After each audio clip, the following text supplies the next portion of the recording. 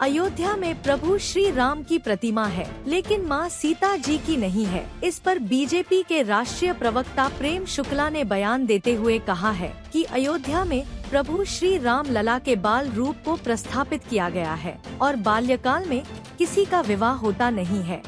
प्रेम जी, जिस तरह से शरद पवार का एक बयान आया है कि अयोध्या में मंदिर बनाया गया, श्री राम जी को स्थापित भी कर दिया गया, लेकिन वहाँ पर माँ सीता की प्रतिमा नहीं है, किस तरह से इसे देखते हैं? देखिए, उनकी अज्ञानता और हिंदू द्रोह दोनों प्रकट होता है। वहाँ पर अयोध्या में श्री राम जन्मभूमि पर श्री राम लला बाल स्वरूप में विराजमान है। बाल्यकाल में किसी का विवाह होता नहीं है। शरद पवार तो उनकी बहू सुनेत्रा पवार को जब उनका वयस्क होने पर विवाह हुआ अजीत पवार का, तब भी उनको घर का मानने के लिए तैयार नहीं है।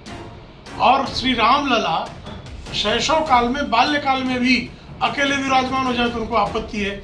यह शरद पवार की अज्ञानता, हिंदू द्रोही उनका व्यक्तित्व और उनका नास्तिक होना, ये सब चीजों को सिद्ध करता है। प्रेम शुक्ला ने संजय राउत को नवनीत राणा को लेकर दिए गए आपत्तिजनक बयान पर जवाब देते हुए कहा है कि संजय राउत को शाब्दिक बातों की बयानबाजी देने से बचना चाहिए।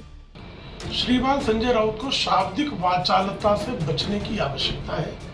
उन्होंने कुछ दिन पहले सुश्री कंगना रनौत के बारे में जिस तरह के शब्दों का प्रयोग किया था, जो पूरे देश में उनकी निंदा हुई थी, और बाद में उन्होंने जो है उस पर किसी तरह से जो है बचाव करने का कुत्सित प्रयास किया था, और अब उन्होंने श्रीमती नवनीत राणा के बारे में जिस तरह से बयान दिया है, यह शिवसेना की, हिंदुत्व की, ठाकरे कुल की परंपरा को भी कलंकित करने वाला बयान है।